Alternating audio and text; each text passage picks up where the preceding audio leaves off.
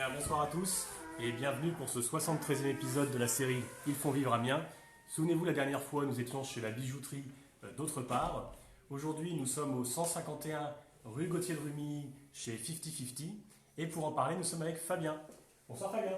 Bonsoir. Vous allez bien? Ça va, ça va. Alors dites-nous Fabien, qu'est-ce que c'est 50-50? Alors 50-50, c'est une boutique où on peut trouver du mobilier, de l'éclairage, de la décoration, d'objets anciens, Ok.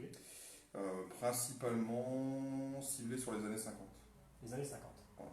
Ok, on fait un petit tour alors. Ouais. On vous suit, on vous suit.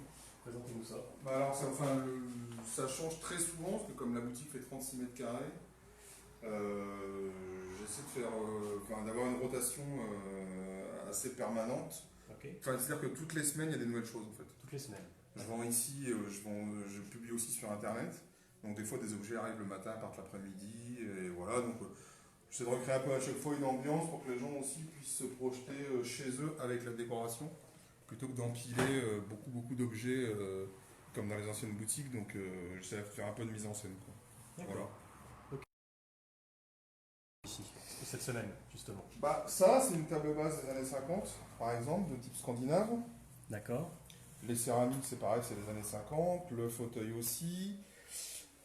La paire de fauteuils ici, ça c'est pareil, ça vient du Danemark, 50 aussi.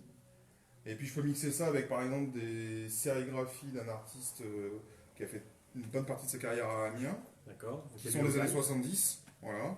Et puis derrière, je peux présenter un meuble de chalet, un meuble primitif qui est de 1850.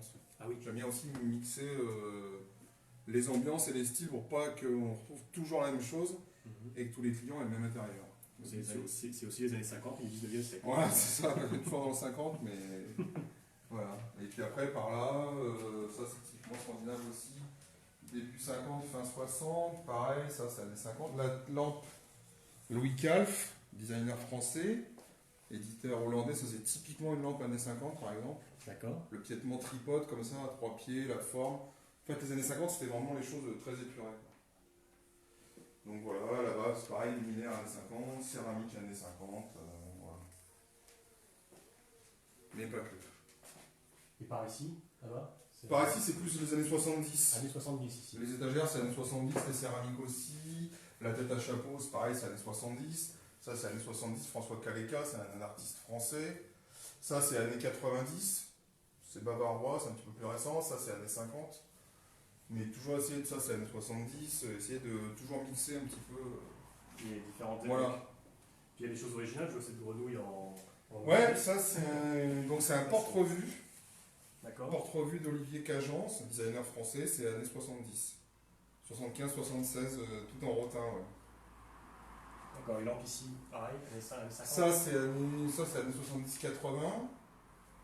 C'était des lampes qui étaient dans les hôtels assez haut de gamme, il y avait une lampe comme ça dans chaque chambre. D'accord. Et ça c'est typiquement travail français artisanal, du bois tourné, avec l'abat-jour en corde. Ça c'est typiquement années 50-60 aussi. Ouais. D'accord. Voilà. Bah écoutez, Fabien, merci pour cette présentation. Merci à vous d'être venu. Je vous en prie. Merci à vous de nous avoir suivis pour ce 73e épisode. Je vous donne rendez-vous la semaine prochaine pour l'épisode 74. Je vous en dis pas plus. Bye bye.